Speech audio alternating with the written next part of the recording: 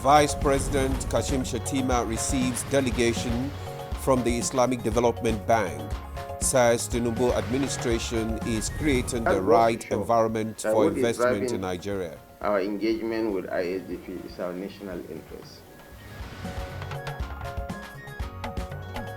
House of Reps rejects second reading of a bill seeking rotational presidency among 6 geopolitical zones. Even in this National Assembly, the speakership and the deputy speakership will zone. And if this is entrenched in the Constitution, it will bring justice. CBN to boost diaspora remittance through non-residential BVN. Importantly, diasporans will also have the flexibility to fully repatriate the proceeds of their investments. On Good Morning Nigeria today, we will examine reforming the DISCOS.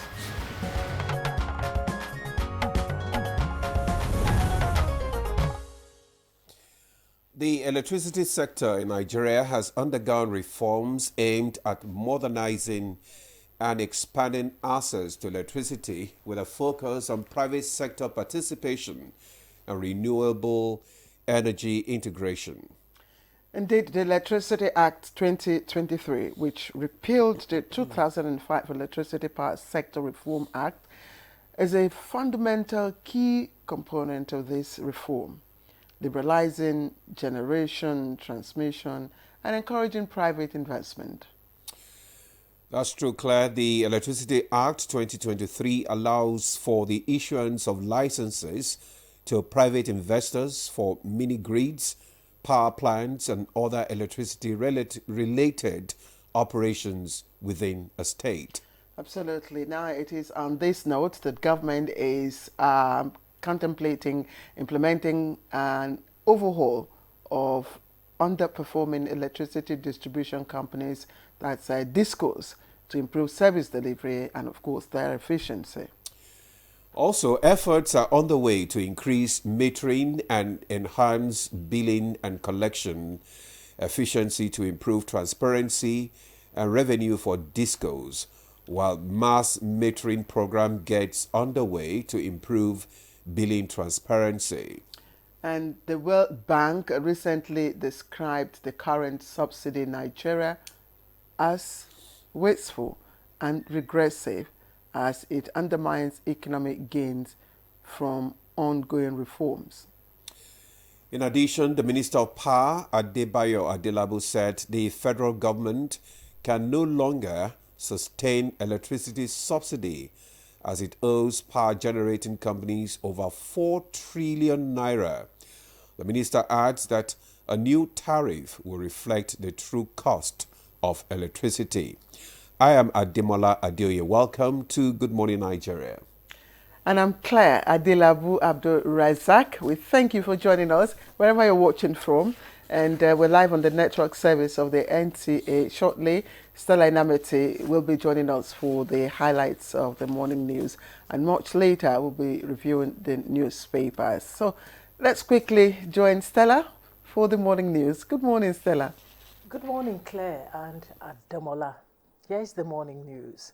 Vice President Kashim Shettima says through critical reforms in key sectors of the economy, the Tinubu administration has addressed most of the critical issues and creating the right environment for investors in Nigeria.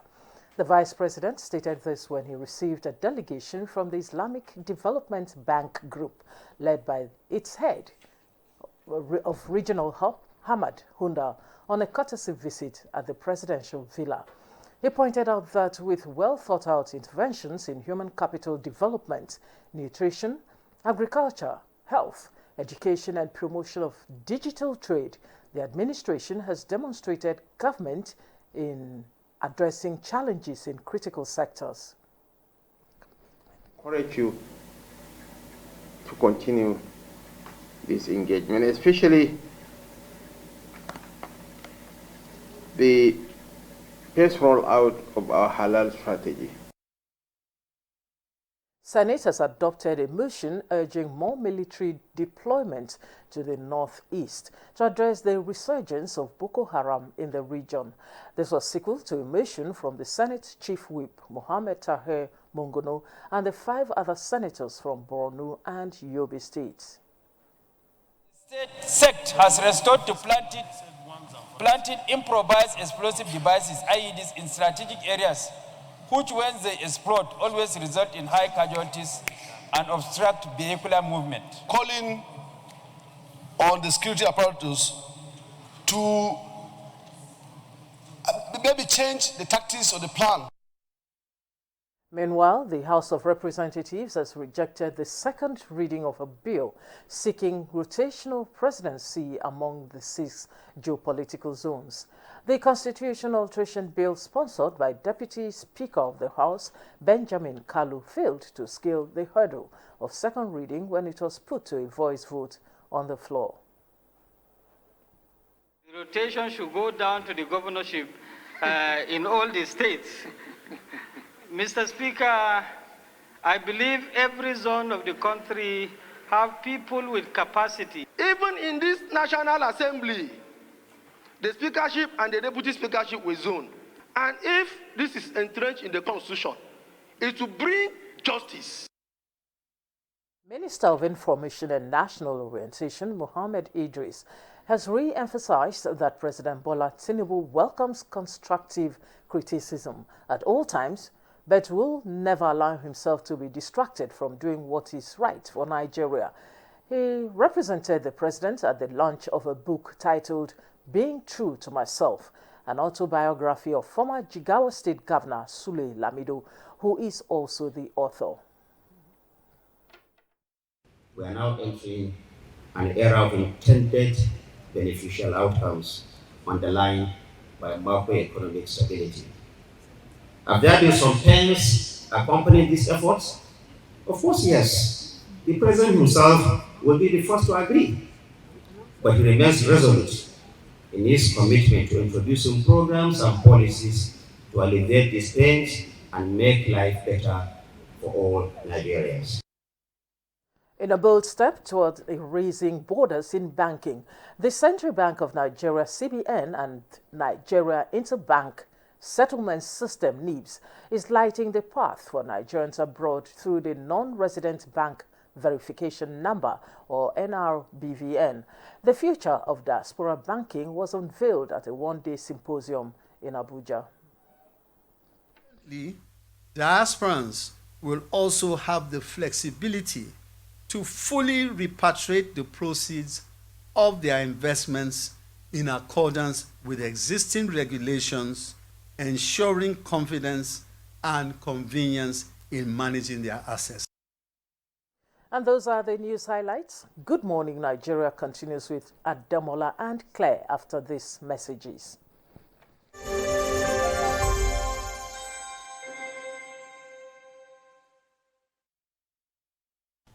I am Oluremi Tinubu, the global and national Stop TB champion.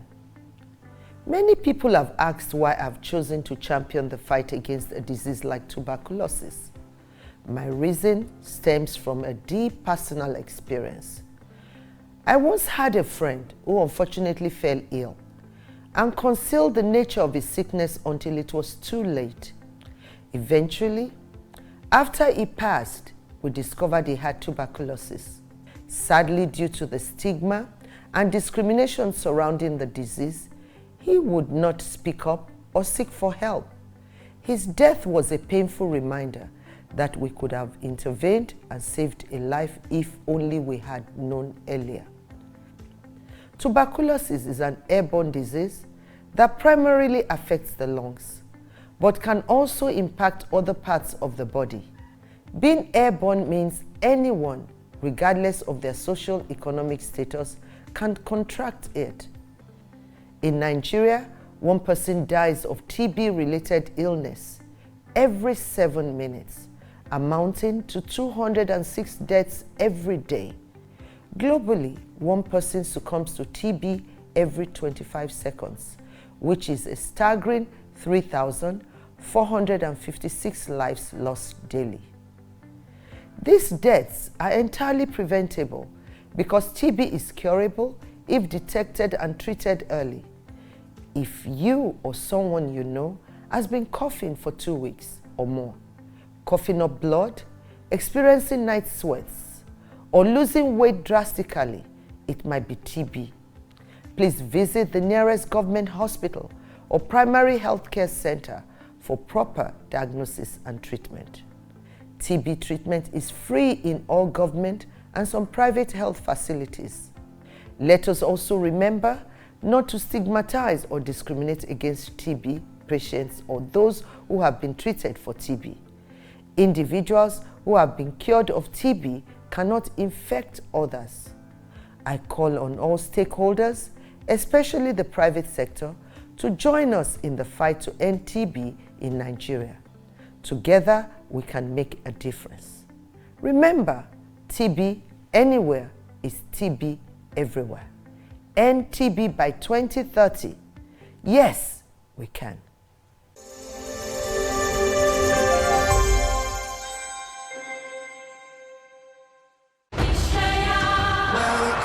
Hear that? It's the roar of the crowd, the pulse of champions, the sound of history being made. Ogun State is ready to host the biggest sporting event of the year, the 22nd National Sports Festival, Gateway Games Ogun 2024. From May 16th to 30th, 2025, the nation's finest athletes will gather at the MKO Abiola Stadium, Abeokuta, and other sports centers in Ogun State. 33 sports, 36 states, and the FCT Gateway Games Ogun 2024, a celebration of sports, unity, and culture. Host, His Excellency Governor Dapo Abiodun. We're live in the open market for Epic 10X Challenge. My people, today I will show you how the power of new Epic 10X gives your toilet a better cleaning than bleach. Than bleach? Yes, so. Impossible. Toilets have stains which bleach cannot clean effectively. But Epic is thicker and sticks better, which gives 10X better cleaning versus bleach and kills germs. Oh, wow. You can now see that Epic is better than bleach. Shield your families from germs. When Dettol is a part of every household bucket, then you and your family can stay protected from up to 100 illness-causing germs. Everyday use of Dettol keeps my loved ones protected.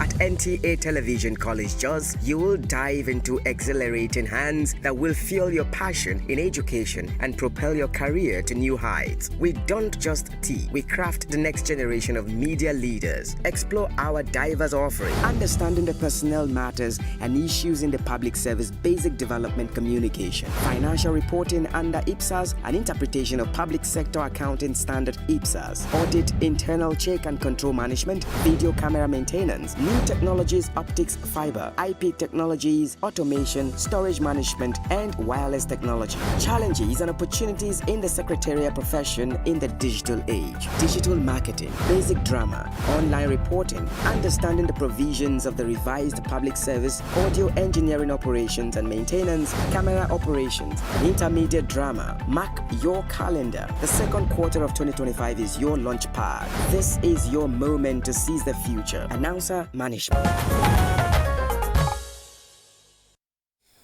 Thanks for staying with us. You're still on to Good Morning Nigeria on the network service of the NTA. Up next is Newspaper Review.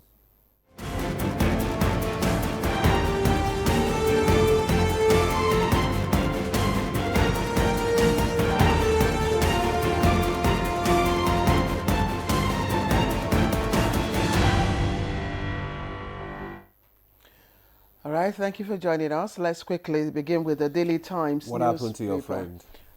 Sorry, Demola, you went there yesterday. Chukwude, it's under the weather. I know you will be under the weather with the bashing that they receive over the weekend. It's okay, no problem.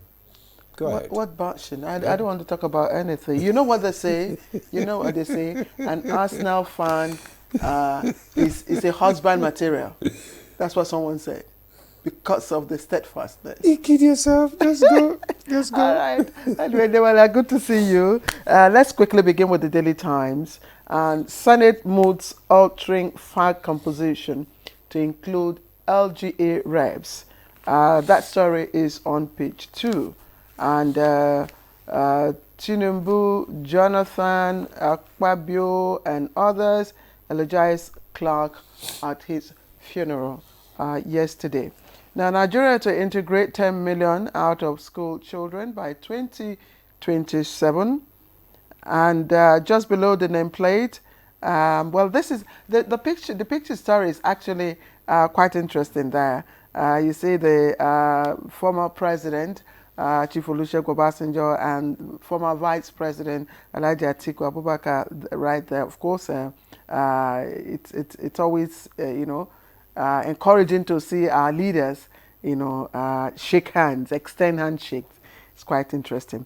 Just below that picture story, other stories are trending. Deploy swift military action to tackle BH resurgence in the Northeast. That's according to the Senate. And there are other stories, of course, on this on the front page of the Daily Times. But let me quickly look at the front page of the Business Nigeria. Now, Business Nigeria is leading with NNPC fails to remit full subsidy savings, says World Bank. And other stories there. Of course, this is a business inclined paper. It says US-China rift won't rattle Africa. And that's coming from AfriBank. Naira wobbles at 1,620 Naira despite oil rebound. Is also there. And then there's a petrol pump price may drop below 900 Naira per litre as marketers plan adjustment. You can read of this story on page 2. Let us also look at blackout crisis worsens in Buhari as AEDC TCN stall repairs. Residents threaten mass protest. That story is on page 2. And that's all I have. Demola. Okay, I have the Leadership newspaper and Daily Trust, but let me start with Leadership newspaper. Just above the nameplate, we are building critical transport infrastructure in FCT. That's the FCT Minister Wike. The details of that story can be found on page 6. Senate 6 inclusion of LG representatives in FARC. Details on page 6. And we have the below the nameplate. REE signs agreement with 58 firms for solar mini grids. Details on page 7. At Lamido's book launch, OBJ says our job not done. Details of that story can be found on page 17. Then we have concerns over INEC's 142 electoral reform proposals. CSO analysts express worry over delay, fear it may affect 2027 general elections. Reforms on course, lawmakers, reps reject bill on rotational presidency. Details of that story, which is the main story, it's on page 4. Federal government integrates AI in curriculum delivery. Details on page 8. APC caucus swells to 68 as 3 PDP senators join party. Court rules on Natasha suspension on June 27, while CNG bus initiative is not working in state. Details of that story is on page 17.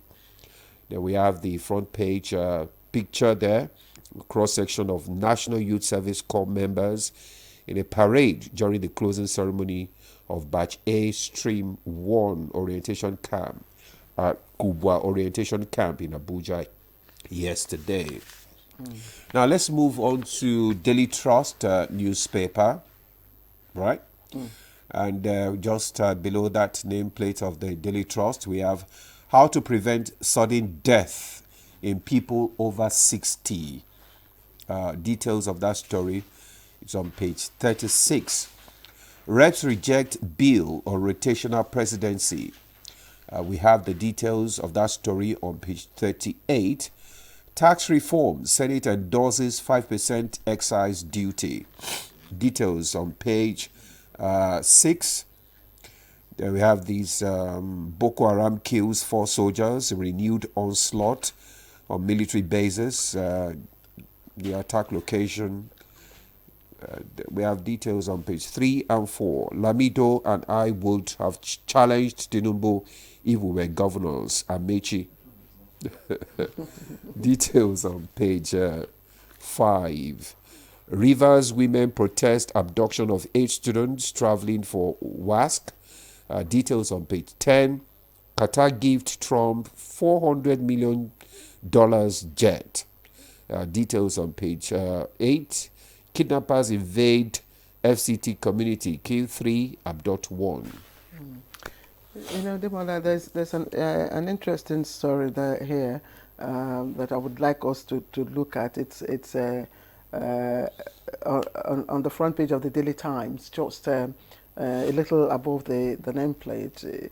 You know, about reintegrating 10 million out-of-school children by 2027. And, you know, it's so funny that since 2017, 2018, when this figure came out, you know, it's still been, you know, carried every time you hear 10 million out of school, and it raises a lot of questions. One, is the number static?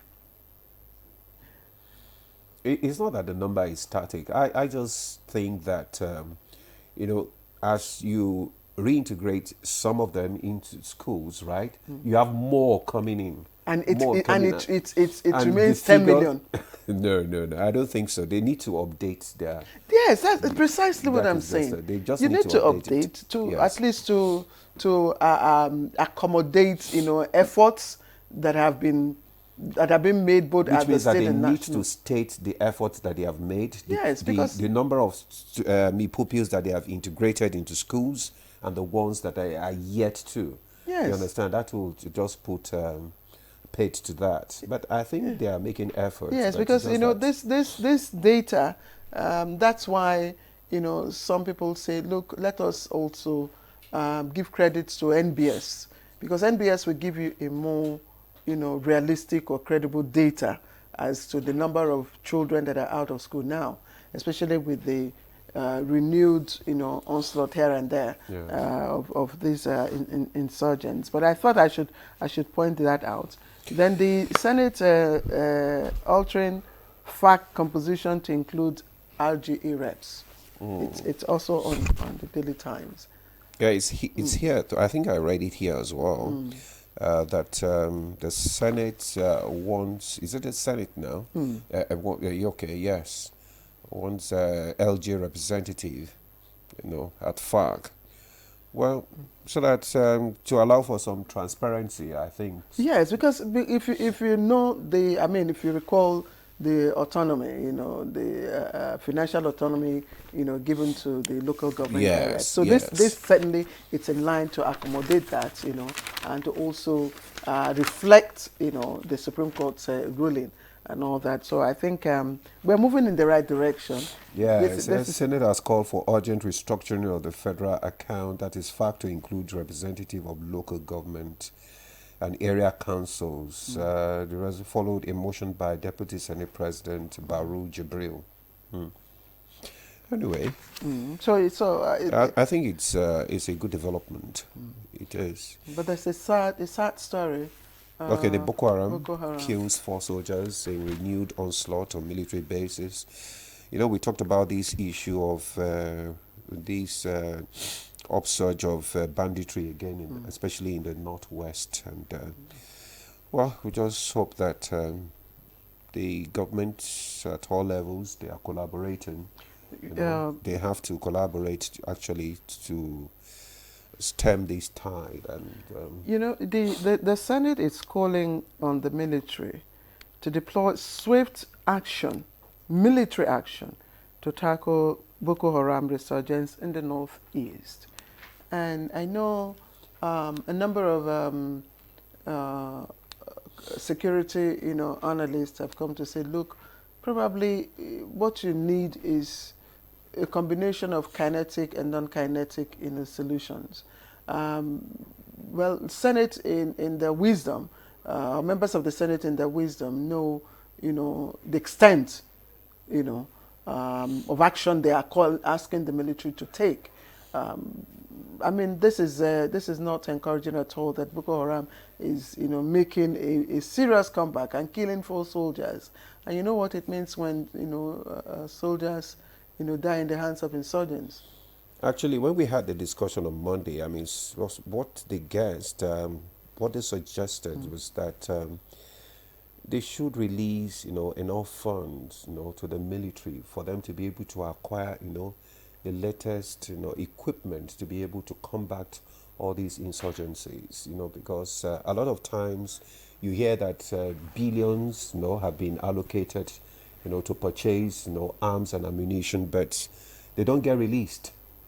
You understand? So how do you now fight all these, insurgency that they are coming with latest, weapons? It's so difficult for them. So they have to work on that, and the locals and the different the government, that is the state governments, the local government, and the federal government, they also must work together, because without that you cannot, fight this insurgency that is, coming up again. I don't know if it is a matter of having the latest, equipment to fight Boko Haram. The implication will be that the Boko Haram insurgents are better equipped. They are. But that is what they are actually saying, that they are better equipped with all the latest gadget that they have. But like, I think it was Professor Oke that said it, that, I mean, if you, equip the military, give them the drones, just one drone is enough. You understand? To be able to fight. I always recall this. I recall when we went to Maiduguri, Borno State. One of the fighting men said to us, see, Nigerian military is better equipped to wipe out the insurgents within few months. Within few months. So in terms of equipment, really, I don't know, but I just think that there needs to be a kind of political will to really tackle, the insurgents. There needs to be a kind of coming together, like you said, a rapprochement between fighting men and the communities. That's the thing, because the locals and then the governments at all, level, they must collaborate. Because if not, these people, they are not invincible. They're within the communities. They relate with the communities. So, to prevent sudden death in people over 60.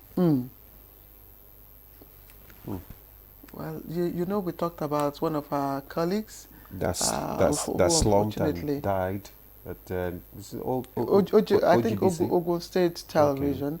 One Bukola, may her soul rest in peace, and our hearts, go to her family and her children. But it would be good to know how to prevent that. I think that's why it's on what page, so people could. I think it's on page. It's just that. What are they saying now? It said that. It said sudden death. We mean unexpected death in an individual previously thought to be well. Quite well. Common causes of this: severe hypertension, acute heart failure, stroke, heart disease, and also known as disorder of heart rhythm. So what you just need to do is do your normal exercise and make sure that you go for a normal, medical checkup. That's just it. I think frequent medical check is quite ideal. You see people who slump while in the process of exercising. Yeah, that is. So the first step is, of course, do your routine medical check. Unfortunately, it doesn't come easy these days. It doesn't come cheap, but still do the preliminary checks to determine how healthy you are. The business Nigeria has some business stories. It says NNPC fails to remit full subsidy savings, and this is coming from the World Bank. The World Bank is saying to us that our own NNPC is not remitting full subsidy savings. Well, well, you need. I hear someone says, "God have mercy." Indeed, God will have mercy. Let me just read that. It says, speaking at the launch of May 2025 Nigeria Development Update in Abuja, the World Bank lead economist for Nigeria said, although the official exchange rate was adopted for fuel transactions by NNPC in October 2024, marking the end of implicit subsidies, the financial windfall from that move is not yet fully flowing into public coffers. Questions. So we leave it at that. Do you have other stories? Well, we have this APC caucus swells to 68 as PDP senators join party. Well, they have the majority now out of 100 or so. Let me just check the details. I think right now the APC now has like 68 seats out of the 109 member Senate. 68. PDP now has 30 seats. I just remain, and I think we should leave the politicians alone. I just like to remain with finally, just before we leave it at this, the US-China rift won't rattle Africa, Afrimbank. And so if you were thinking, or if you had the fear that it might affect us, Afrimbank is saying no. It's saying that Africa's direct trade with the US stands at just 5%, and 12% with China, totaling 17%, barely above intra-African trade at 16%. So that limited exposure, it noted, means Africa is not deeply entangled in the commercial friction between the two superpowers. All right, I think... and here, I mean, they're giving reason why CNG buses are not, working in some states. It's more facts are emerging on why the compressed natural gas buses are not working in states after more than a year since the federal government announced the conversion policy. And, so we don't know. It is good news that we have purchased, but the states that are finding it difficult to purchase the buses now because of the cost, we are smart enough to purchase them earlier. I'm reassuring you that immediately the plans are completed, the buses will start working. Nothing has happened to the buses. Well, Debola, I think we'll leave it at that. And of course, tomorrow will be another day to review the newspapers. If you're watching, this is Good Morning Nigeria. Please don't go away. We're looking at efforts to reform the DISCOS. We'll be right back.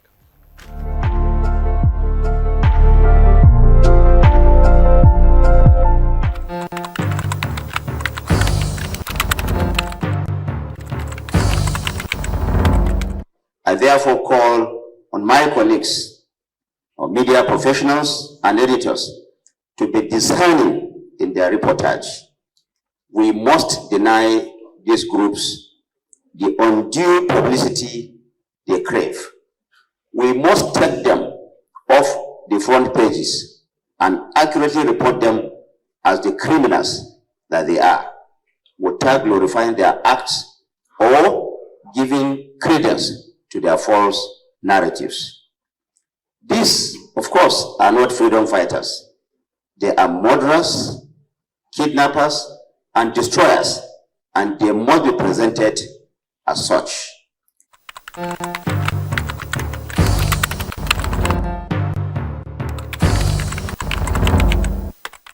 We're live in the open market for Epic 10X Challenge. My people, today I will show you how the power of new Epic 10X gives your toilet a better cleaning than bleach. Than bleach? Yes, so. Impossible. Toilets have stains which bleach cannot clean effectively. But Epic is thicker and sticks better, which gives 10X better cleaning versus bleach and kills germs.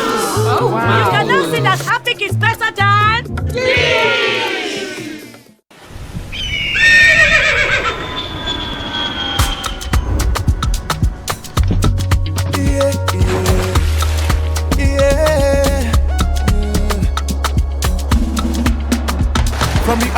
Africa across the savannah to the Sahara. We rise, a land of the free, we know they tire. We dream great, our spirit is undying. Resilient, rooted like palm tree. We sway in colors, with undying demand. We bet solutions, we ignite passion, yeah. Ethnicity is unique, we are more than just a nation. We are Nigeria, we are Nigeria, strengthening unity. We know they carry lives. We are Nigeria, we are Nigeria. Together live the dream of a land with great destiny. We are Nigeria. I am the real Nigerian. Brought to you by the National Orientation Agency, NOA.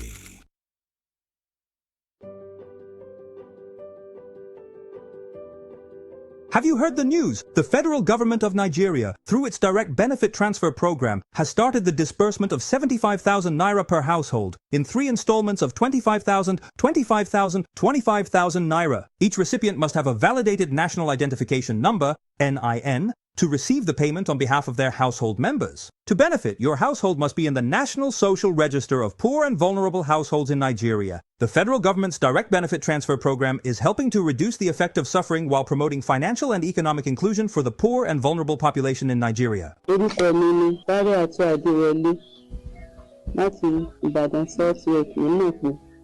fún wa ní 75,000. NIN mi àti káàdì láti lọ gbà. Nígbà tí mo sì gbà, mo fi ṣe nǹkan tó dáa, mo ra oògùn nínú rẹ̀. Mo ra oúnjẹ tí màá jẹ nínú rẹ̀. Mo sì wọkọ̀ mi náà ń bẹ. A sì fi yòókù ṣe ọ̀rọ̀ ajé pé ká tó máa rí dé bá. A dúpẹ́ lọ́wọ́ ìjọba wa òkè. This message is brought to you by the Federal Ministry of Information and National Orientation, Federal Ministry of Humanitarian Affairs and Poverty Reduction, in collaboration with the National Social Investment Programs Agency, National Social Safety Nets Coordinating Office, and the National Cash Transfer Office. The Nigeria Coat of Arms is the official seal that represents the authority of the Federal Republic of Nigeria, hung on the wall behind the seat of the principal officer of the government, supported by the portrait of the serving President of the Federal Republic of Nigeria. It has 7 features. The black shield stands for Good Earth of Nigeria. The silver wavy band stands for the confluence of rivers Niger and Benue. The 2 white horses stands for dignity. The yellow flora is a common wildflower throughout Nigeria. The red eagle stands for strength. The wreath is in our national colors of green, white, green. The motto, unity and faith, peace and progress, is written on a beautiful yellow ribbon, and it's a maxim for all Nigerians. Be a real Nigerian.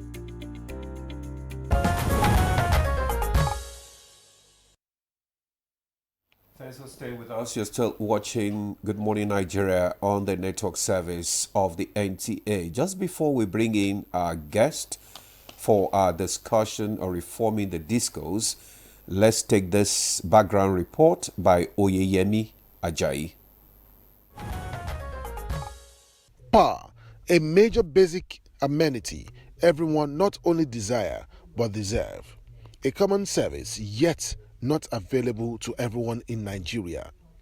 Over the years, resources have been spent on ensuring constant power, but epileptic power supply still seem to be the order of the day. Of much concern is the constant collapse of the national grid, which remains uncertain when the last of it will be heard of. This explains why the federal government announced a pilot overhaul of 2 underperforming electricity distribution companies, DISCOS, as the first step in a broader effort to revitalize the country's electricity distribution network. The initiative, which was unveiled by the Minister of Power, Adebayo Adelabu, is said to be a review of the persistent challenges affecting the sector, ranging from poor infrastructure and governance, vandalism, and financial and operational inefficiencies. The move was announced after a strategy meeting with the Japanese International Cooperation Agency (JICA), which presented a roadmap entitled Revamping of the Distribution Sector in Nigeria. The pilot reform which will kick off between May and August 2025, will target one DISCO in the north and one in the south, and the aim is to establish a replicable model for turning around performance through a combination of internal restructuring, external technical assistance, and proactive federal oversight. The roadmap was set to be developed after the minister's official visit to Japan to study its energy system, proposes a holistic, results-driven strategy for transforming Nigeria's ailing distribution sector. The plan emphasizes reforming DISCOs from within by integrating experienced external professionals, upgrading leadership structures, and aligning federal support with measurable short-term targets in the pilot zones. Now, with all these, can we say the end of the epileptic power supply is getting close? Can Nigeria indeed have a steady power supply? Our guests in the studio will be answering these and more questions shortly. Oyemi Ajayi, many thanks to you for the background report on reforming the DISCOs. We have here in the studio for our conversation, let me quickly introduce Uket Ugbonga. Uket Ugbonga is Executive Secretary, Power Consumers Advocates of Nigeria, National Secretary, Network for Electricity Consumers Advocacy of Nigeria, NECAN and PCAN. Thank you very much for joining us. Thank you for having me. And good morning, Nigerians. And also joining us from our Kaduna studio, we have Idris Mohammed. He is a power infrastructure expert and former MD CEO, Kaduna Electric. We thank you. Thank you for joining us from Kaduna.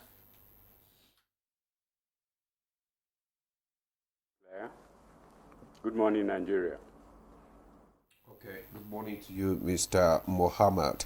Now, joining us via Zoom from Ijebu-Ode is Bode Fadipe. Bode Fadipe is the CEO, Sage Consultant and Communications. Mr. Fadipe, good morning. Good morning, and thank you for having me. Good morning, Nigerians. All right. Also joining us from our Kano studio is Engineer Abdurrahman Umar Lawan, PhD, Senior Academic Department of Electrical and Senior Fellow, Center for Renewable Energy and Sustainable Transitions Energy Policy Advocate and Technical Consultant. You're welcome. Thank you, sir. Good morning, and thank you for having me. Good morning. Okay, let's just kickstart our conversation from our Kaduna studio, where we have Idris Mohammed. Mr. Mohammed, can you just give us what exactly is the challenge, or what challenge do we have with our DISCOs? Tell us what reforms do the DISCO actually need for efficiency? Good morning, Nigeria. Thank you for having me. That background report by NTA is certainly a very good one, and it summarizes the actual position of the power sector in Nigeria, especially the distribution aspect that is so worrisome. What I would say is that from the start, when privatization was implemented, the basic rule which everyone signed for, that is the new owners, were not strictly kept in strict compliance. So we missed the point from the take-off point. Privatization is quite an excellent principle of business, of ensuring that utilities work. And the concept that was introduced in Nigeria was a good one. But then what about the players? The players who are responsible for implementing those concepts are the same people that are responsible for the failures of the Nigerian distribution network. I remembered very well before privatization, the DISCOS were returning a cash collection performance of probably in some distribution companies like Eco, Ikeja, are returning a collection performance of 80%. And up to the time that privatization took place, because they retained some of those eggheads in the power holding company, the performance kept inching up from that moment. But I think like any other thing in Nigeria, owners change, and each time there is a change in ownership in the distribution company, it means also the strategic goalposts will change, because the concept and then the idea of the new owners will not be the same as those of the owners who just vacated the scene. And because of that, all those issues that have bedeviled the effective, smooth improvement in distribution supplies of electricity became hampered. And the government on its own part, when the privatization was done, had said, and the new owners were told, that in order for you to succeed, you would certainly need to retain your workforce for a number of time to support you, guide you through the process so that you can succeed. But that didn't happen. When the new owners came, they threw away a largest chunk of the distribution technical competent staff who knew every aspect of the business. And because they threw away those very huge number of employees, means that they will be managing a network that they are hardly competent to handle. The unfortunate part of throwing away the old competent staff and then bringing in new staff who are not even technically competent to do and understand the electricity business, added to the current situation that we have in Nigeria. Therefore, the idea that the principle of privatization had, which was good, became eluded by the new owners. Because it's a Nigerian system, they know it is a business that they can maneuver their ways. They get away with so many things. I remembered very well the funding of the power sector when the government was handling the business was just a paltry of what is being given. But right now that the business is privatized, the huge sums of money that given to the so-called privatized company is unbelievable.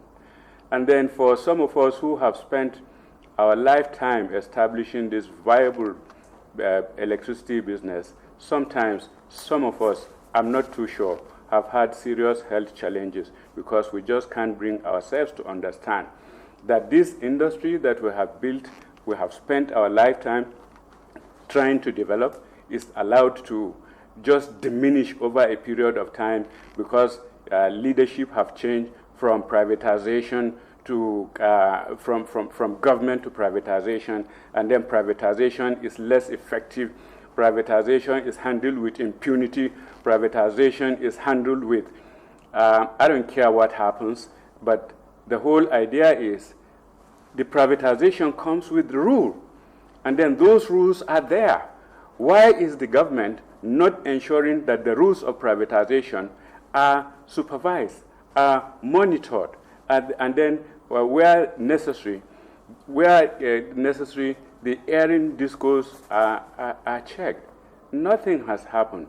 And then now, from what is happening, it looks like government is saying that they are going to bring consultant JICA from outside to come and manage a network that does not belong to them, a network that they know nothing about, a network that they are not competent to manage. where are we going? I don't think we're going anywhere. Power is supposed to be, all right, a utility that must be available to every Nigerian. Power is not the preserve of the rich or the very rich. Therefore, in Nigeria, power has now been classified for the very rich. In actual terms, Nigeria is in darkness. And I weep that Nigeria is in darkness because it's only when you are in band A that you will have electricity supply. If you are in any band outside band A, forget it. Nigeria is in darkness. Policy implementers, policy supervisors that are charged with the responsibility of ensuring that this crucial commodity is made available to Nigerians are not doing their job. And Nigeria is dying. Nigerians are dying. Businesses are folding up. Cost of living is going beyond the reach of everyone. It is affecting everybody. It is affecting every home. It is affecting every. Yes, Mr. Mohammed, I'm sorry to interject here. Just quickly for us before we escalate the conversation to our other guests. It would appear that you are absolving the DISCOS, from any blame when you alluded to certain players being responsible for the failure of the privatization, therefore the failure of the DISCOS to perform. Who exactly are these players you're talking about? Can you be a bit more specific?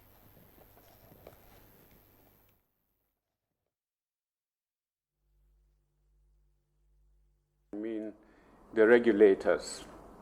The regulators are charged with the responsibility of ensuring that the performance bond signed by the new owners, all right, are strictly abided by. And wherever there is a breach, we expect that that breach should be taken note of, and then lapses that is responsible or that were responsible for those breaches were addressed. I do know. Well, we're sorry for that glitch. We hope that we'll get that sorted out and reconnect with Mr. Mohammed in our Kaduna studio. But again, let us also bring in other guests, of course, who are part of our conversation. Let me come to the studio and talk to Mr. Bonga. I don't understand. In 2013 thereabout, that was when the privatization was entered into with the DISCOS. November 1st. Exactly. And since then, government had taken several steps, to also, intervene, to incentivize the DISCOS, to enable them perform. You remember, the bailout, there was also the MAP, thing that government. So how are the regulators, according to Mr. Mohammed, responsible for the failure of the DISCOS to perform? Well, thank you very much for that question. Like he said, the governance space, the regulatory space in the market. In fact, if anything is to be done, that is where they should begin with, right? In 2005, when the administration of President Obasanjo came up with this idea of privatizing the power sector, what were we told? That government does not have the three capacities, particularly the finances to run the power industry, right? And that they were looking out for investors who have the three C's. One, capacity, the financial capacity, managerial capacity, and the technical capacity. Nigeria went on a roadshow in major cities all over the world. 402 competent companies who had sector players with the resources paid $25,000 expression of interest form. But when they came down here, number one, there was no data. You recall that in Nigeria you have embassies with commercial desk officers here. So whatsoever you are doing here, they know it. And when some of them came in to conduct due diligence on the infrastructure and what we want to sell out to them, there was no data. That's problem number one. Majority of them pulled out. There was the issue of labor. Agitation. Should we do it? Should we not do it? Young men and women were taken from Nigeria to go to the best power institutions in the world to train, to come and run the show. None of them, not one, found itself in the regulatory space. Rather, they were taken over by privatized entities. That takes me to the ownership, the investors, the ownership of the privatized entities. We are talking of the DISCOS. Who were the owners? Who took over? Were they qualified? Did they obtain it as a result of political patronage or connections with the powers that be in government? Did they have the capacity, the financial capacity to man the sector? No. Even the acquisition capital, some of them, or majority, if not all of them, obtain loans from commercial banks. For instance, Ibadan Disco was valued at 169 million in 2013. 169 million. Million is dollars. Dollars. Okay. $169 million. Today they are talking of privatizing, selling it at for $60 million. Number one, though they paid for the acquisition capital, they lacked the capital to invest thereafter. Meaning, you sign performance agreement that ATC and C that was about 47-48% will come down. And that was a consideration. What is the ATC and what is ATC and C? Aggregate technical, commercial, and collection losses. Scale it down, your revenues will go up. If today, according to the last quarter report of NEC, ATC and C percentage losses is between 35 to 40%. What is the interpretation in a layman's language? For every 100 naira, you are losing 35 to 40 naira. You are only collecting the balance. And we are talking of liquidity in the market. Apart from what is going on there, one phrase or word that defines and describes what is going on in the power sector is lack of finances. The distribution companies are saddled with the responsibility to do what? To collect revenues for the rest of the operators in the value chain. But what happens? We began with a distrust. Okay, before the distrust, the DISCOs came on board and they had what they call legacy debts owed by the customers to the defunct NEPA and PSCN. They were collecting these monies. Nobody heard. Until when, after they exhausted those collections, we started hearing in 2015, 2016 of what? A drop in revenue collections.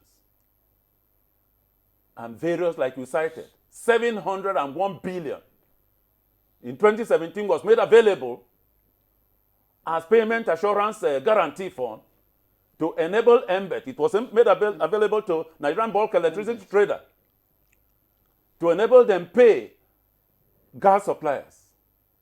And that was to cover between 2018,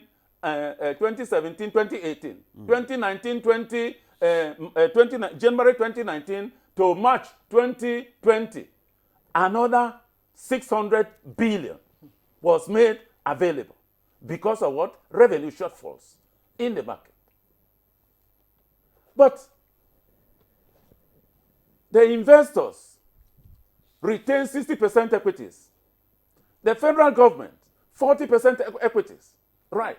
Even in the representation of the federal government in the boards of these privatized entities, it became an issue of politics. And those that could not represent the interest of Nigerians in this. DISCOs were on a free, some of them were collecting, selling electricity in naira, paying themselves in dollars in this country until we blew the whistle. The mess in the sector is not about, see, like he said, this is overdue. Let's look at the what you just mentioned, the fall in the revenue, the drop in the revenue. Now, what would you ascribe that? Because the what is out there in the public domain is that the DISCOs were not interested, regardless of, the share of the equity. They were not interested in investing in the infrastructure, and that of course would have a ripple effect on their investment returns. Okay, let me put it this way. Yes. You went to buy a second-hand Tokumbo car that had been driven and battered over the years. You pay the cost of what? The car as valued at the time of purchase. You need money, right? To go to the mechanic, replace certain parts so that you can drive your car. No, but they have been issued. It was expected that you would have the money to do that. And because the selection process of those who invested eventually did not follow the due process. It was political patronage. I made a presentation to the Erufai Committee on ownership of privatized entities in Nigeria. Who were the owners? Who were the owners behind Abuja Disco, Port Harcourt Disco, Ikeja Disco, Iko Disco? Who were the owners? Can they unveil them? There were men and women in the society that were close to the government that had this, that had the opportunity. Core investors, people who had the resources, they don't have the space. We're not given the opportunity. So if you cannot now, you are talking of liquidity terms and revenue shortfalls. Now, a DISCO that is serious in the business of distribution of electricity must make sure you have the meter. The meter remains a revenue assurance tool in the electricity market. The meter measures electricity received and consumed and electricity received and consumed. I have paid a certain amount of money, I think last week Friday, to AEDC in my prepaid meter. I'm on Bambi. Mr. Wenga, I don't want us to go. I don't want us to go too back. Yes, too far back, because there's an objective. Yeah. There is a pilot, effort now to reform the DISCOs, to get the DISCOs to do the right thing. So, from all that you've said, do you now? What would then be your impression about the efforts by the present, leadership of the ministry to reform the DISCOs? One, Fashola launched what is called, or relaunched what is called, Power Sector Recovery Program in 2018. And in that document, most of the things, I believe, I have not seen the so-called overhaul, something they are talking about, are embedded in that document. Was it implemented? No. Electricity industry in Nigeria has become a huge laboratory for what? Testing ideas, untested ideas, experimentations that fail. I repeat, it's a huge laboratory for all manner of experimentations. Okay. All right. All manner of experimentation. Mr. Bonga, all manner of experimentation. We'll come back to you. Let's bring in our other guest into this discussion as we go to our Kano studio where we have Engineer Umar Lawan. Engineer Lawan, I'm sure that you must have been listening to the conversation so far, and we're trying to examine the challenges, facing electricity distribution in Nigeria. And some of the challenges that has been mentioned has been that the players are majorly responsible for the failure, and the change of ownership also escalated the challenge that we had. And we talked about the issue of the military metering gaps, in the system. From your own perspective, what do you think is responsible for this challenge that we are having with the DISCO?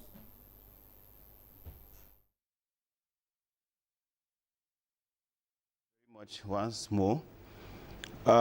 You can see from the information coming out from the Federal Ministry of Power is that even though it's not adequately rebuilt, because the plan the federal government is having is imminent, is coming very soon. But part of the problem is that they are talking about governance gaps. And these governance gaps actually comes as a result of weak regulatory compliance first in the country across every level, especially at distribution level involving DISCOS in the country.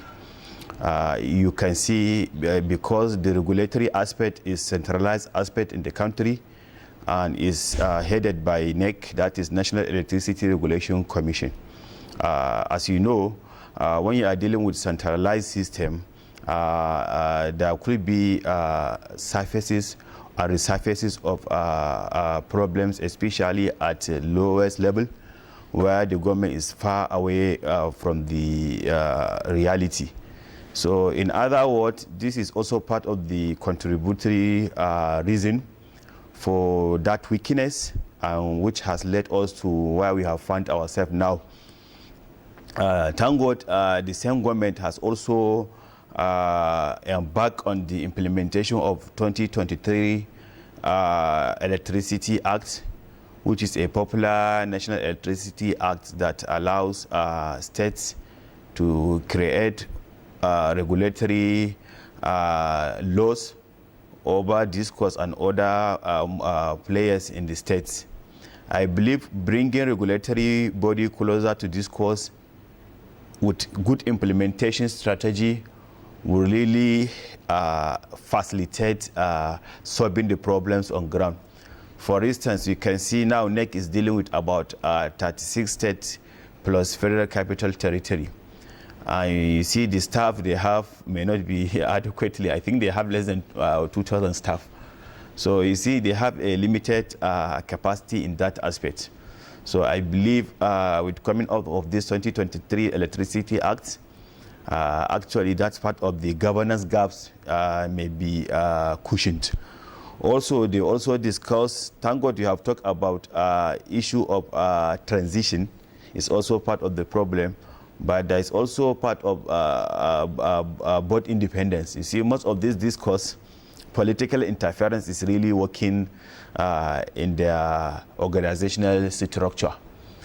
So now having this plan, what the federal government is introducing, actually will help and cushion those effects of political interference, because now the business is not going to be as usual. Now discourse are going to be held responsible for what they are doing. So actually, this is part of what is expected to come up. And thank God now the Electricity Act has started working. We can see out of the 36 states we have now, about 11 states have reached stage of asset delineation. So now the discourse, to be candid, are going to be faced with a double-sort process. While federal government is calling for the unbundling along the state line, it's also calling for the regulation in the sector. It's also calling for more investment. It's also calling for private participation. The state will also have the same objectives. So you can see virtually the state and the federal government now are having brought at least almost same objectives toward discourse. So really discourse, they are really facing challenges which are imminent. And the only solution, I think, in my own opinion, is to really look at the advantages they have. Thank God the 2023 Electricity Act is coming up. The states are now electing laws. It's better to align with this recent policy and take advantage as a major player in the state, so that they can start to mitigate the problems faced or the problem mentioned by the federal government. Thank you. All right. I just want us to be clear that there is, a fundamental, a good reason or good reasons, to look into the books of the discourse. And, so far, the responses that we've gotten, is, indicating that there are good grounds to look into the books of the performance of the DISCOs. And that is the point, the path that the Ministry of Power is taking. So let's bring in Bode Fadikpe. Bode Fadikpe, of course, is joining us via Zoom from Ijebu-Ode, and he's the CEO, Said Consulting and Communications. Bode, if you're with us, let's again look at, the pilot overhauling project of the Ministry of Power.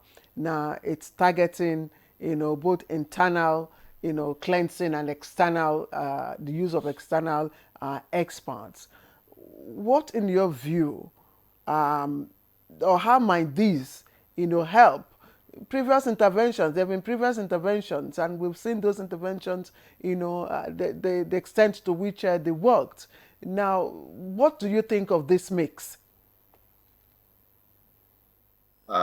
Thank you so much. Good morning, Nigerians, and thank you for having me.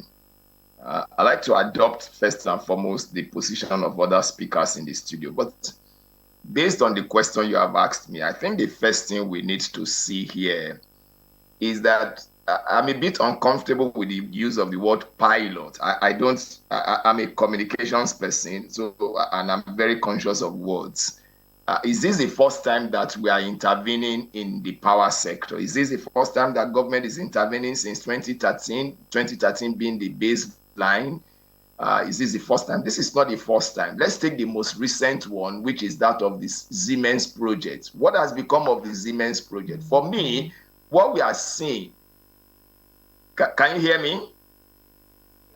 Can you hear me? Yes, we can hear you, but I just want to clarify that the pilot, according to the ministry, according to the minister, it's a pilot, that will be done on the DISCOs, one from the north, one from the south. So it's not an intervention, that covers the whole of the DISCOs, but just one from the north and one from the south. So probably after this stage, then, we will know whether to extend the whole intervention to all the DISCOs. I just wanted to let that know. The pilot is not from us. That's how it is termed. I understand it. I'm not operationalizing on that word from your own perspective, but from what the minister said when he said one from the south, one from the north. And I'm wondering, what is the essence of the pilot? I mean, are you saying that having done the pilot, then you go to other DISCOs? That's number one. Does the federal government still have the authority to begin to query the DISCOs as they are currently, given the fact that there is a new ownership? Yes, federal government has 40%, which is golden 40%, but can they walk into a DISCO and begin to restructure? For me, what we are seeing is another example of policy inconsistency in the power sector. And that has been one of the fundamental problems that the power sector has been having since 2013 when it was privatized. Federal government sold, the then federal government, and we must be very careful in drawing that line. The then federal government sold the power sector to those that it cannot look in the face and tell them off. Obong mentioned three factors: financial incapacity, managerial incapacity, technical incapacity. The fourth one is the political incapacity of the federal government to look at those that they sold the DISCOs to and tell them that you are not performing. They cannot look them in the face because they all meet at different times in the night to discuss the power sector and take decisions that are not in tandem with what the power sector is supposed to achieve. Nigeria is now going back to JICA and asking JICA to come in. To come and do what? JICA wrote a report in 2019, 189 pages. JICA wrote another report in 2021, about 240 pages. What are they doing with those reports? What we are seeing currently is a situation where we'll bring back the Siemens approach. Manitoba did it in TCN. They failed, and Manitoba was driven away. Siemens started it. We can't see what Siemens has done. If there's rain today, is there any network that is going to survive the rain? So what are we talking about? As far as I'm concerned, This is just another opportunity. The power sector is a shop sector. This is just another opportunity to go ahead, and then next time we have another minister, that minister will go to India and they will bring India model again. By the time we remove that minister, another minister comes in, we'll go to which country is that again? Maybe we're already romancing China, we are romancing Japan, we have romanced India before. Which is the next country we are going to? Maybe we'll go to Australia. So as far as I'm concerned, there is nothing striking, there is nothing new, there is nothing exciting. It's not likely to produce any result. We are just jumping in one spot, a lot of motion without movement, as far as I'm concerned. There is nothing new to be said about the power sector that we have not said on NTA, whether on NTA 24, Good Morning Nigeria, or on any other station in this country that has not been said. Obang and myself are familiar faces. The former MD of Kaduna Electricity, who is also in the studio this morning, we are familiar faces. So what is the new thing that we want to say that government does not know about, that the current minister does not know about? I'm afraid there's nothing new to be said. Even you, the moderators of this program, you are more familiar with the power sector today than you were several years ago. So for me, they are talking about internal restructuring, external technical assistance, and then government regulation. This is an indictment on government itself. If government is saying we want to look at government regulation, this is an indictment on government itself. It means that government has not done as much as it ought to do. Because if by now, 10 years after, we are still thinking about inadequacy in government regulation, we are still talking about technical assistance. The former MD of Kaduna mentioned something that is striking. When the new owners came, they just took the baby and the bathwater, threw everybody away, forgetting that there is something called experience, whether in the power sector, whether in the finance sector, whether in the education sector, whether in the security sector. Every sector has its own quality of manpower that you cannot just take them, their legacy experience, everything, and dump. Obang has never worked in the power sector. But if you take him out of the power sector today and you say you don't need this experience, you'll be killing a lot of information. Not to talk of those who have direct contact with the power sector, working day and night, doing so many things to make sure that there is. I must even praise those who are there right now. That we still have electricity in this country is a miracle. That we still have electricity is a miracle. But I don't seem to get you.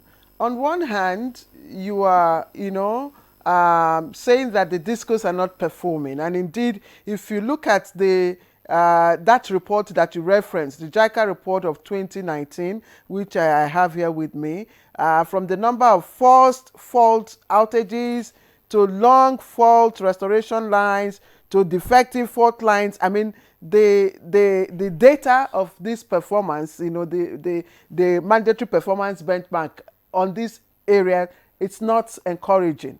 It's not encouraging. So on the part of the DISCOs, there is need for some form of reform. And on the other hand, you are saying that the reform, the pilot or whatever intervention that the government wants to take, you're not optimistic about it. So what should be done? Should we just leave the status quo? I'm not saying we should leave it the status quo. I'm saying that government must go beyond mere sloganeering.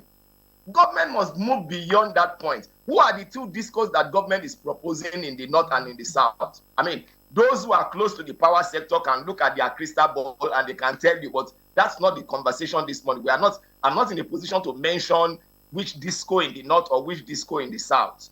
Okay? But I'm saying that what government is about doing, government had done it before. It is obvious to the blind that the power sector is not performing, whether generation, transmission, distribution. It is just in percentage. The one that is more obvious to us is that of the distribution that is carrying the larger chunk of the inadequacy. Otherwise, if you do a stress test in the generation today, you will see gaps. Not to talk of transmission where the gaps are also as obvious, and then, of course, distribution. But what I'm saying is that government must go beyond mere rhetoric. What has happened to Siemens projects? To what extent has Siemens contributed? Why are we moving to Japan now? Why are we taking Japan so seriously now? What are the inadequacies we found with Siemens that is making us to go to Japan? Why are we not correcting the inadequacies in the Siemens project in Germany and then go and then make progress. Why do we now want to change? Now what we are going to have at the end of the day is a car that has Japanese parts, German parts, Indian parts, Australian parts, parts from Canada, because we have dealt with Manitoba of Canada.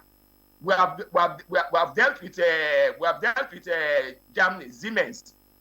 We're not going to Japan. By the time you assemble all these parts together and use it as one car, of course, you and I can guess the performance of that car. So let government be consistent.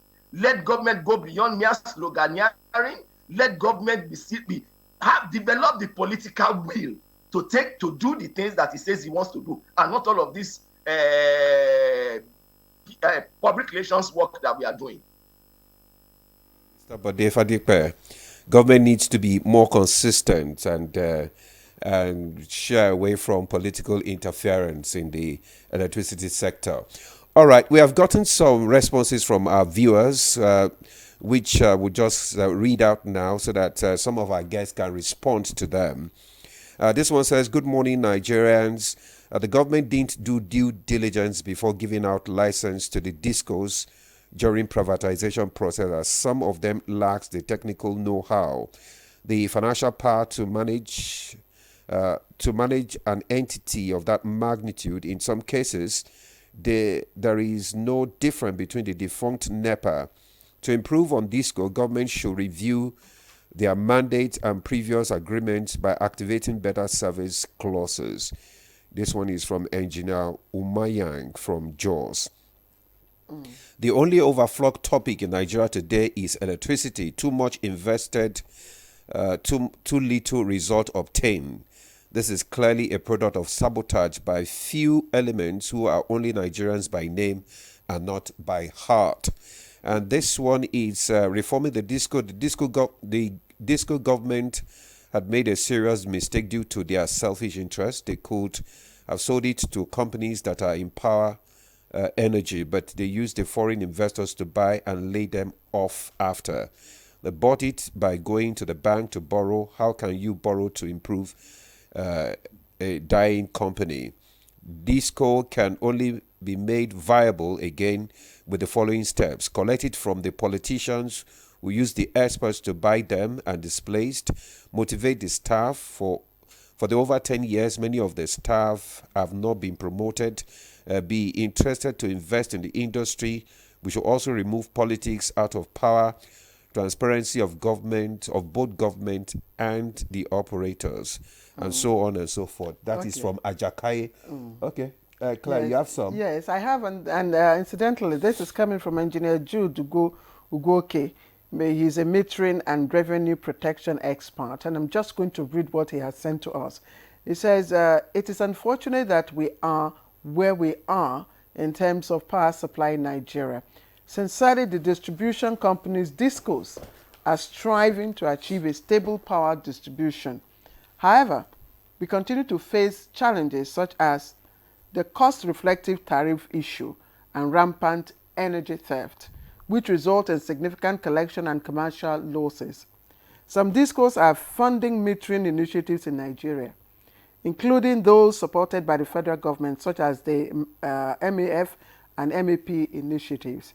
However, I can authoritatively state that the rampant energy theft, coupled with the lack of requisite legislation to address this issue, is not only hindering the pace of meter installation, but also impacting revenue geometrically. Given these challenges, generating sufficient revenue to invest in distribution infrastructure has become a significant hurdle. Engineer Jude. This other one is from Alhaji Sikiru Oladepo Balogun. Is a consumer at Ile-Ife.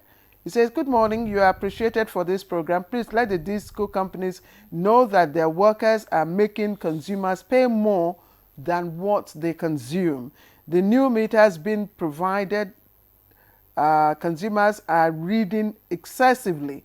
The manufacturer should be contacted by the DISCO firm for revaluation of the meters. And I think this is very important. And I like to go to Kaduna studio where Mr. Mohammed is, former MD CEO Kaduna Electric. What do you think? Because this is a very fundamental question that Alhaji Sikiru Oladekpo Balogun, who is a consumer at Ileife, would want to know. He's saying that the meters that the DISCOS are providing now are running excessively. What are your thoughts? And yet we are saying that the DISCOS have no fault.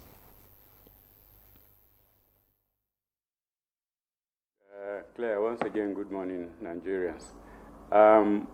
The comments from various customers regarding issues affecting or militating against smooth improvement in distribution services are quite true, especially with the one of Sikiru, who specifically is talking about the quality of metering that we have at the moment in the industry or in the country. By and large, I think it will not be wrong to assume that a customer is interested in the quality of service he receives from the DISCOS. If a customer is saying that his new meter is speeding up, it means that he is conscious of the quality of meter that is being supplied with. If, on the other hand, the service provider, the DISCOS, or the owners are behind the supplies of those quality of meters, I think they should be morally upright and then know that there is God. If there is no one else, there is God. And then you can only cheat a customer to a certain point, but there is the day of retribution. And that day of retribution will affect everyone. The DISCO owners, the staff, and everyone. But I think fundamentally, moving away from that. Mr. Mohammed, just hold your thoughts. Please just hold your thoughts. When we come back, you continue. We'd just like to take a very short break. You're watching Good Morning Nigeria. Please don't go away. Represents our country's history, culture, and identity. It was designed in 1959. The colors are Emerald Green 2.0, which represents agriculture, and Immaculate White represents unity and peace. Know how to handle our flag. Illuminate the environment or don't fly the flag overnight. Do not fly a dirty or tattered flag. Take such flag to the nearest National Orientation Agency office for proper disposal and replacement. The national flag can only be flown at half-mast on the directive of the federal government. The national flag must be flown at the same or higher height when displayed alongside other flags. Don't burn or allow the national flag to fall on the ground. Do not print, decorate, modify, or insert the coat of arms on the flag. Our national heroes are not buried with the flag. They are honored by presenting it to their next of kin during interment. Respect our national flag. Be a real Nigerian. This message was brought to you by the National Orientation Agency, NOA.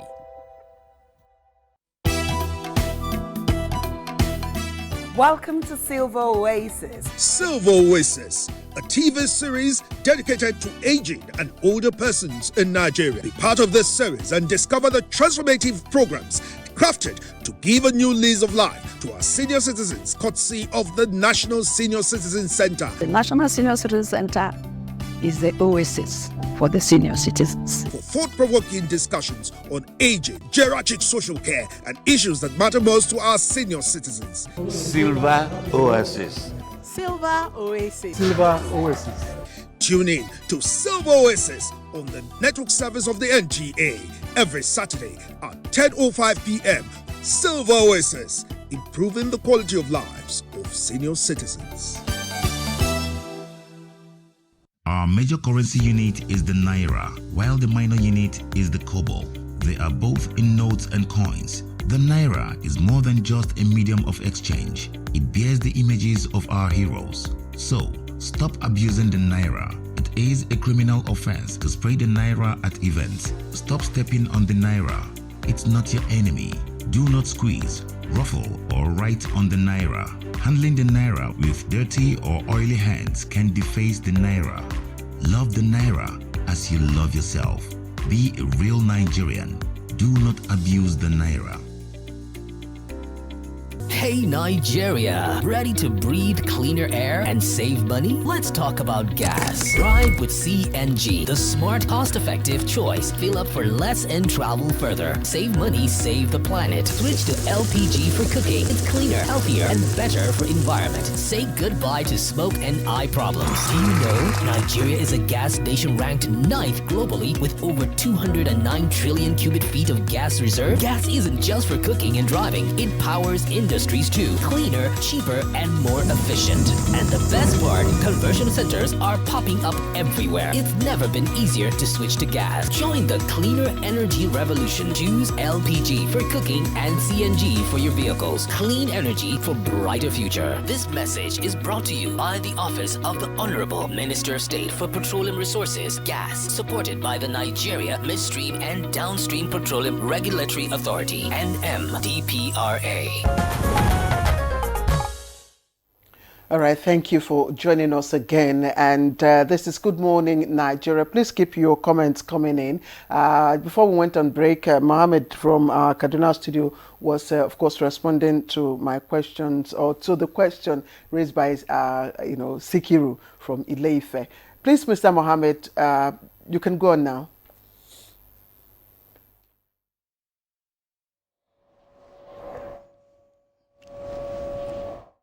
Quality of metering certainly is a big issue in the industry, and then the owners should please know, and they should be conscientious to know that customers know what they are getting, they know what they expect, and then therefore they are very particular about the quality of service that they receive.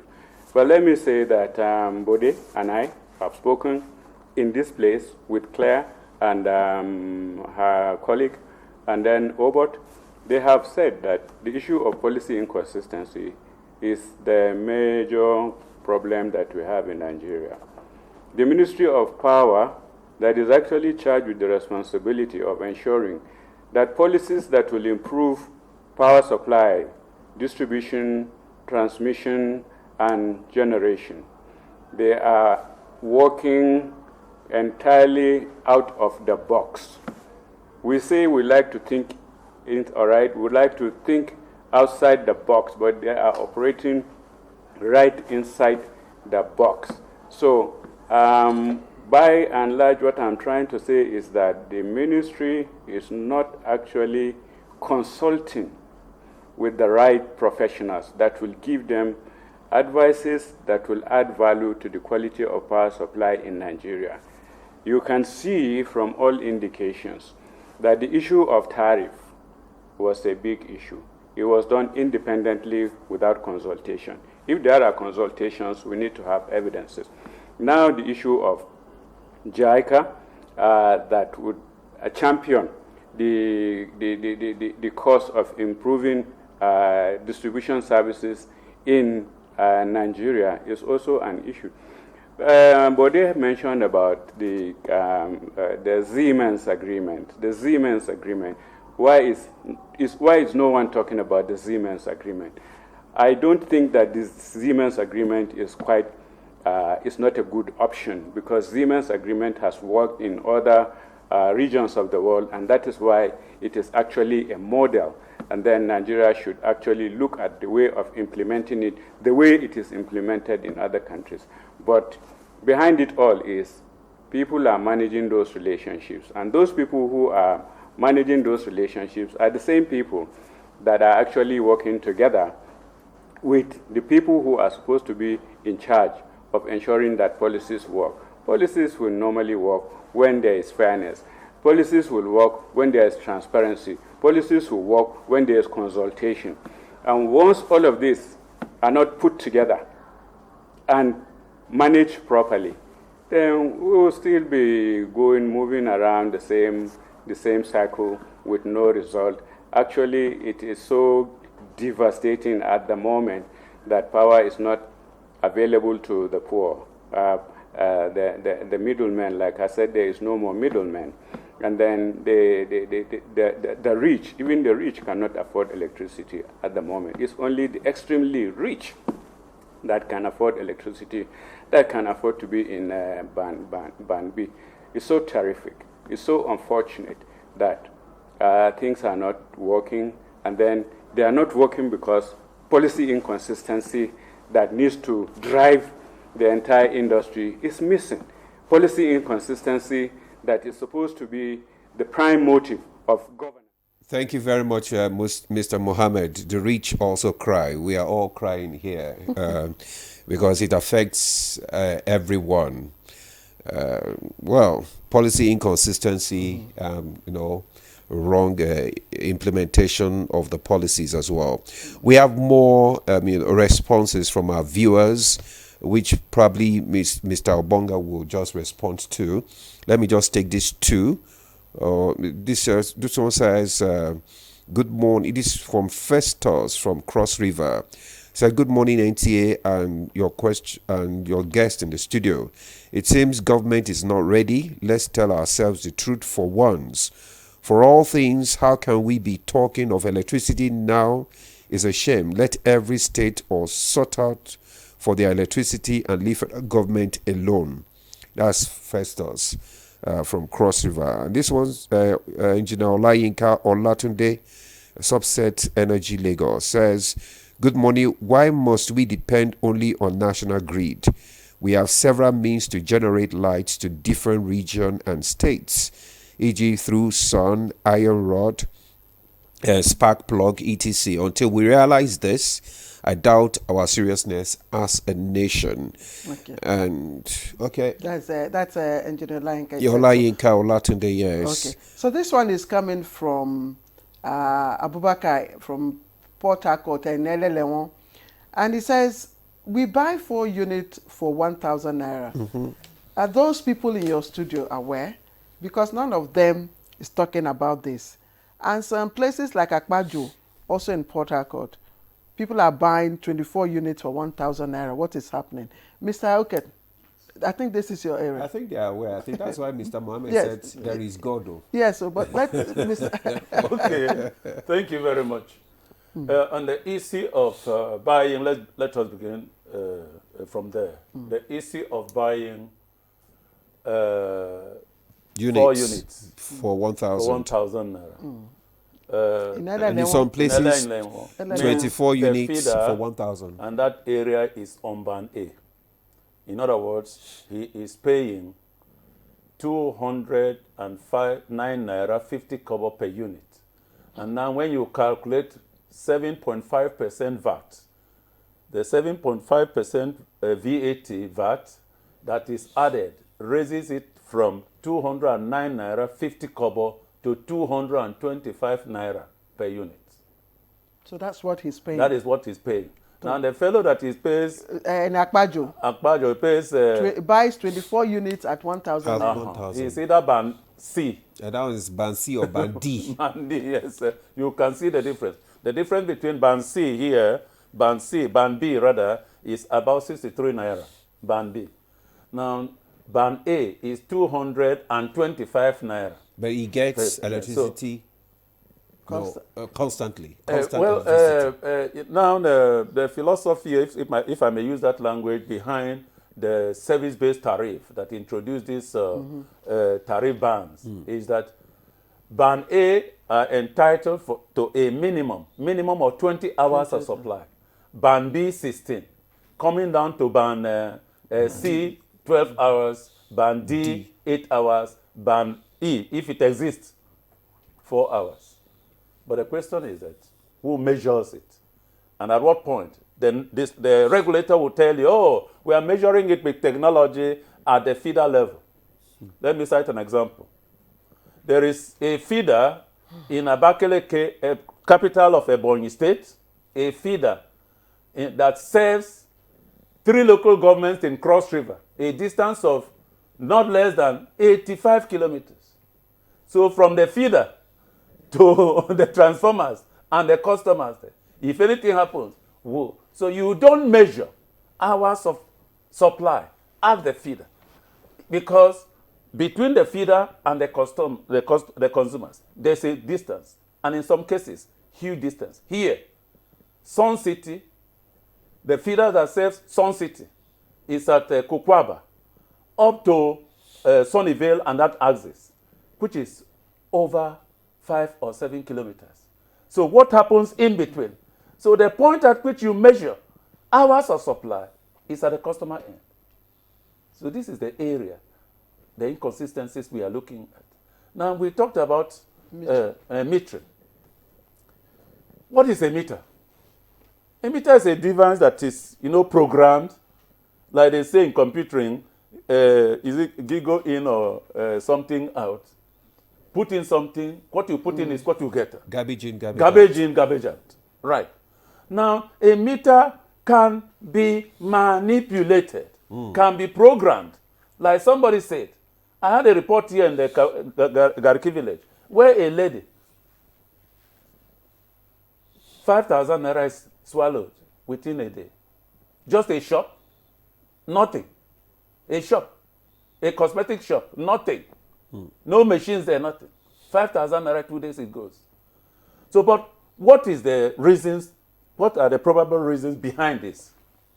Number one, the DISCOS now are using what they call automated meter reader, AMR. They don't need to come to your house, particularly for postpaid meters, to read your meter, though it is provided for. Now, we are aware that some DISCOs reprogrammed, they take the meter for certification, go to NEMSA, Nigeria Electricity Management Services Agency, that satisfies the meters before they put. But when they take 1 or 2 or 3 meters for certification, they come in. NEMSA is not there for reprogramming. So we are aware that some DISCOs, they reprogram the meter to read 250 watts for 1 kilowatt hour. I confronted a professor. Who are these DISCOs? Because we need to. No, because we need to. Who are these DISCOs? Let me come. When we had this some time ago, here in the AEDC, I called a professor from Futo, who is an expert in metering. I said, is it possible? He said, 100% possible. Because a meter can be programmed. What did the young man do? He went there with a laptop to reprogram the meter. So that for every 1 kilowatt, which is 1,000 watts, the meter could be reading 250 for 1. So that for each kilowatt, you are making 4 extra 3. So this is it. When we raised their land, they quickly went and stopped it. It is possible for the meter. We are talking of Nigerians. And also, this is not the only area. There's what is called Green Park. Green Park. What is Green Park? What's Green Park? Green Park is simply padding. It began in the days of NEPA and NITER. Oh, they look at Madame Clay. She's a big woman on NTA. She has money. So if there's revenue shortfall, that's true. Yeah, they push they push some unit. Excel Hotel in former FEMA here. AEDC was padding their units by 12,000. 12,000 in a month. I investigated it. I conducted energy consumption audit on 120 hotels in Abuja. So I know what I'm talking. I'm not speculating. And I have the record. So these are the reasons why these are the reasons so why now Green Park is particularly it affects MD customers. MD customers. Your meter has read so number of units. Example, Hotel de Bentley in Utako here. That was given a bill of 5.7 million naira. I was doing a program in Calabar when they called. And when we came in there, we discovered that something went wrong. Not on the meter, by the meter readers who went there. And I took out almost 50% of that money after thorough investigations. So there are manipulations. They pad units. As we speak, 30 hotels in Abuja here, they had their bills padded to the tune of 279 million naira. 30 hotels. I have the records. I have it here.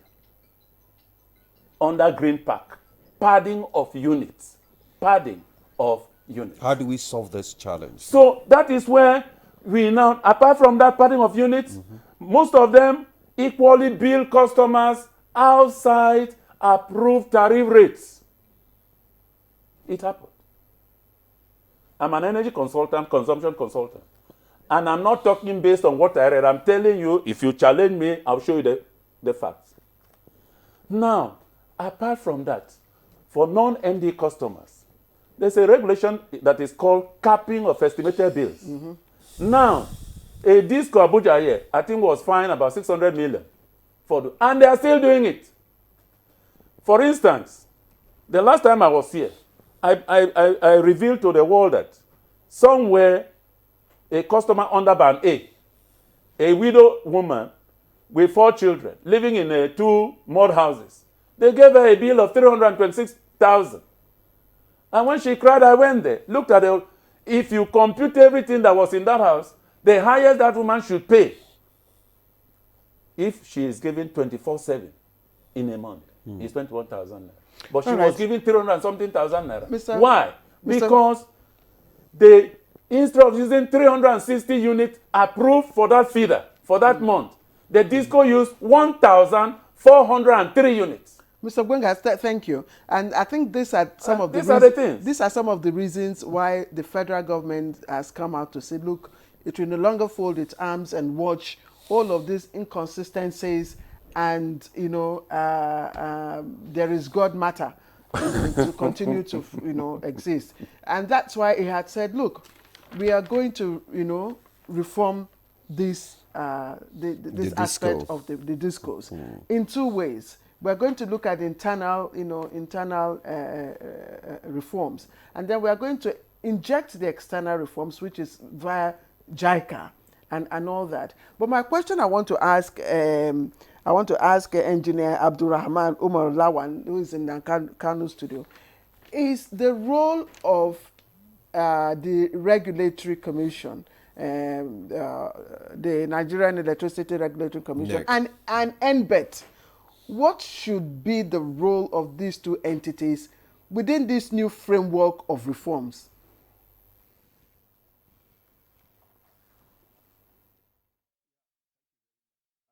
You see, when you are talking about NEC, that is National Electricity Regulation Commission, in this coming reform, as I said earlier, their role from one aspect is going to be reduced or limited.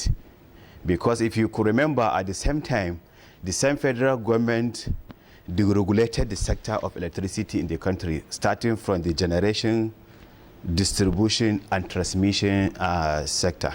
For me, I cannot categorically look at it as a policy inconsistency. Rather, I will look at it as a policy progress. The reason I say that is the fact that, previously, if you look at the generation aspect, was almost owned throughout by the government, and the transmission line was also monopolized by the government.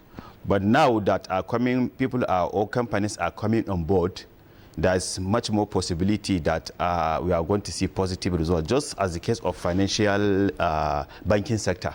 You could see, if you could remember 20 years ago, before the regulation of the sector, there was so much problems in the sector. But now we can look at it after 20 years and say, yes, we have development in the banking sector. We have multiple banks competing against each other. There's a relatively fair playing ground for the competitors or the banks to really operate on. That which has really led to efficiency in the sector. So the same thing applies to the electricity sector. I don't see it as a policy inconsistency. Rather, I see it as a policy progress. Now that the sector is being deregulated, of course, the role of MBET and the role of NEC will be limited, especially in the states that have already enacted those laws, and these common DISCOS are also operating in such states.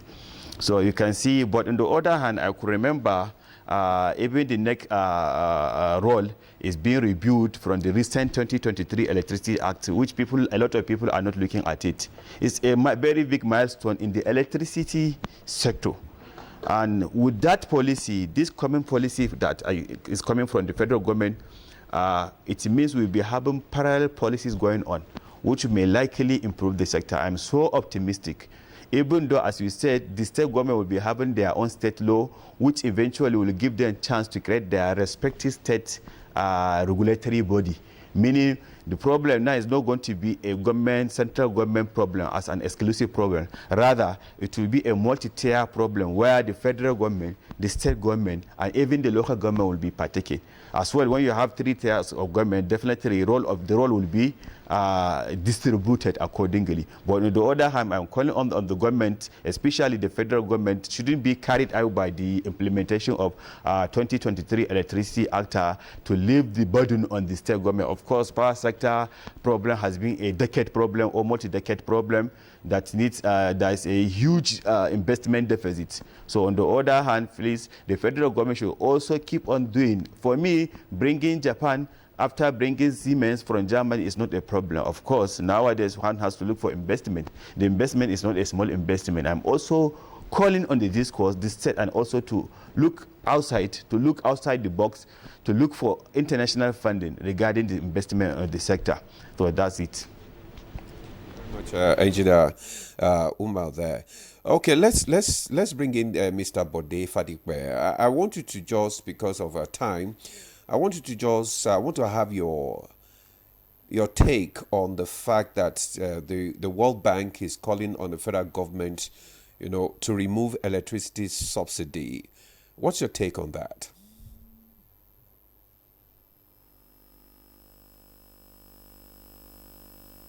Whether the World Bank gives the federal government that advice or not, is obvious that the government cannot sustain the continual use of subsidy as an instrument to assuage the liquidity challenge in the power sector, because government does not have all of that resources to itself. So for me, it's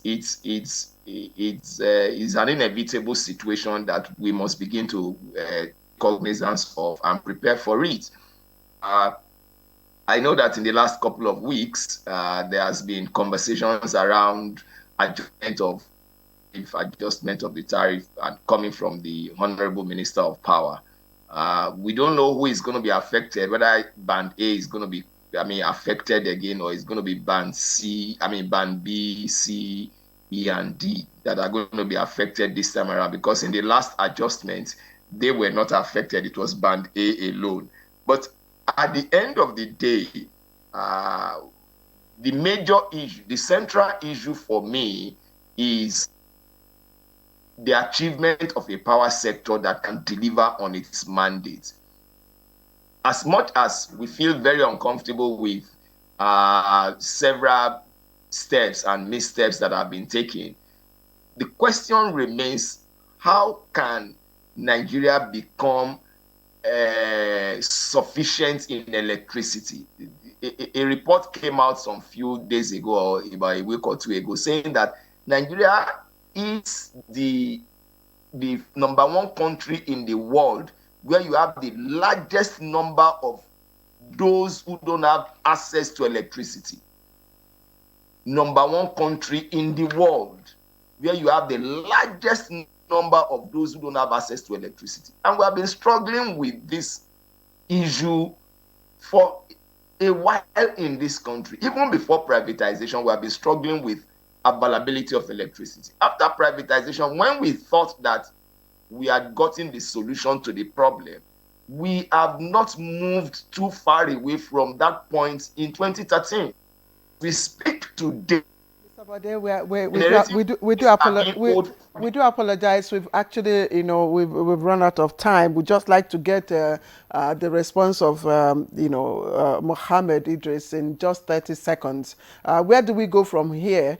Mr. Mohammed, how can we make this reform work? In 60 seconds, if you may, please.